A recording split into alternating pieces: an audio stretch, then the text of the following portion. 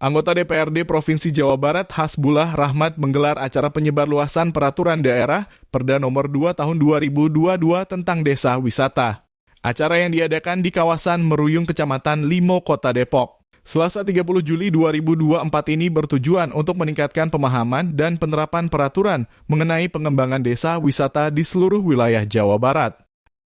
Acara sosialisasi peraturan daerah nomor 2 tahun 2022 ini dihadiri perwakilan dari tokoh masyarakat, Ketua RW 3 Kelurahan Meruyung Tasroni, Kasih Kemasyarakatan Kelurahan Meruyung Rina Kamalia, serta para ketua RT dan tokoh pemuda setempat. Dalam kesempatan tersebut, lelaki yang akrab dipanggil Bang Has ini menjelaskan bahwa peraturan ini merupakan langkah strategis dalam memajukan sektor pariwisata desa. Politisi senior dari Partai Amanat Nasional Kota Depok ini juga menyoroti berbagai potensi pariwisata yang ada di kawasan Meruyung, Kecamatan Limo, seperti Masjid Kubah Emas dan wisata Arung Jeram di Kali Pesanggerahan. Tentu memang kita berharap bahwa apa yang menjadi motivasi Pemprov Jawa Barat membuat perda ini, intinya Pak Gubernur ketika itu kita merancang perda ini tahun 2022 berharap bahwa orang boleh tinggal di desa Pak, tetapi pendapatannya kota. Tapi kalau desa nggak dibangun, maka semua orang desa akan lari ke kota, urbannya kan tinggi. Gimana caranya agar masyarakat tidak urban ke kota terus-menerus setiap tahun? Maka ada pilihan. Pemerintah pusat melalui APBN memberikan bantuan desa, dana desa itu besar sekali Pak, hampir 1,5 miliar satu desa. Jawa Barat memberikan bantuan ke desa setiap tahun itu 130 juta per desa.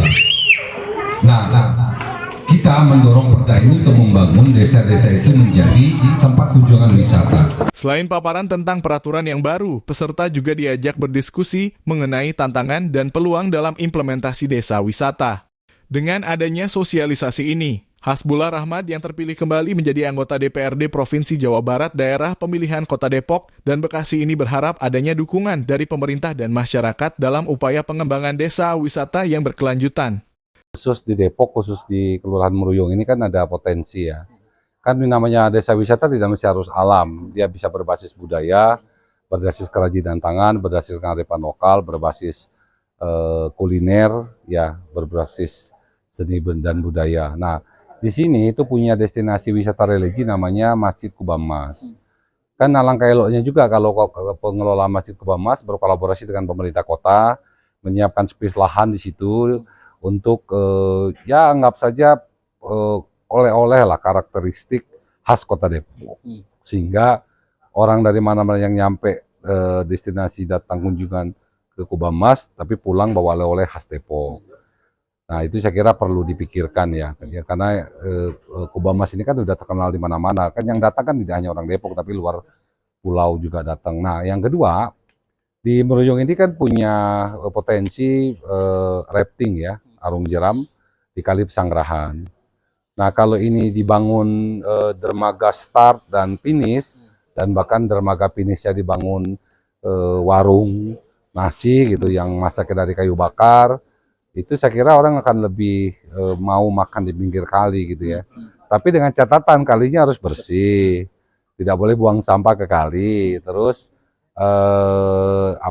kita harus bersihkan handicap yang akan menghambat arus perahu karet itu. Yang kedua mungkin agar itu bisa dipakai tiap minggu, tidak mesti harus tunggu musim hujan.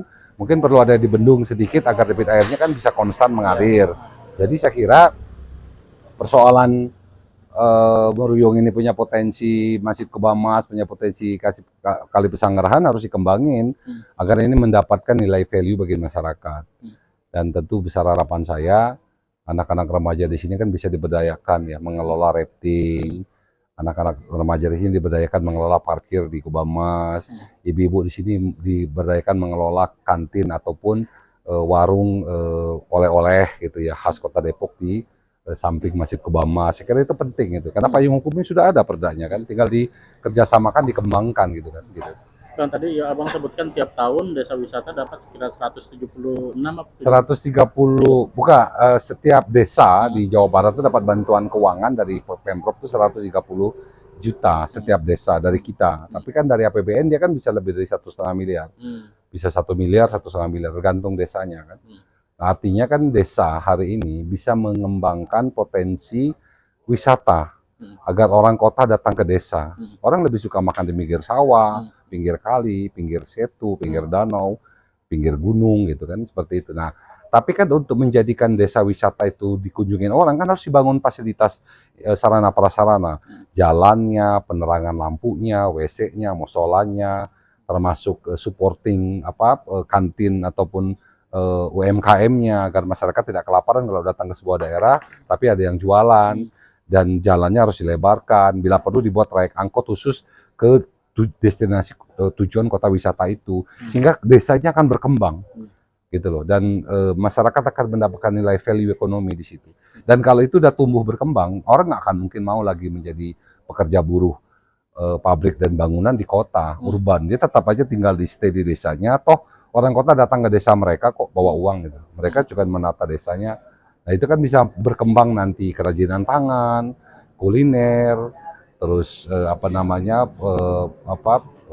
bisa mengembangkan diri menjadi badan usaha koperasi, kalau di desa namanya BUMDes ya. BUMDes. Ya, itu kan saya kira akan bisa berkembang BUMDes ketika punya potensi destinasi wisata yang digali ya di desanya gitu. Ya. Sementara itu, Rina Kamelia selaku Kasih Kemasyarakatan Kelurahan Meruyung Kecamatan Limo, Kota Depok menyambut baik atas kehadiran anggota DPRD Jawa Barat yang telah melakukan sosialisasi penyebarluasan peraturan daerah tentang desa wisata. Secara pribadi saya sangat menyambut, sangat positif ya. Dengan adanya sosialisasi terkait perda tersebut, yaitu mengenai desa wisata, mudah-mudahan ini menjadi salah satu langkah baik untuk bisa mengangkat destinasi wisata di wilayah Kelurahan Meruyung. Seperti kita ketahui bahwa kita punya destinasi wisata yaitu Masjid Kubah Emas dan rafting Kali Pesanggerahan. Tapi seperti yang Pak Dewan sampaikan tadi bahwa untuk destinasi religi Masjid Kubah Emas, kita berharap pemerintah bisa menyiapkan lahan untuk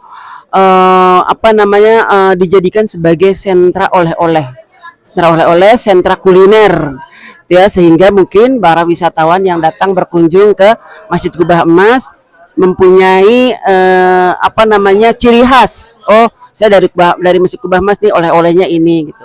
Sedangkan terkait dengan destinasi wisata Kali Pesanggerahan yang rencananya mungkin akan dijadikan sebagai tempat rafting, memang seperti yang Pak Dewan sampaikan tadi itu butuh persiapan yang lebih banyak lagi ya, karena menyangkut juga debit air dan lingkungan sekitarnya.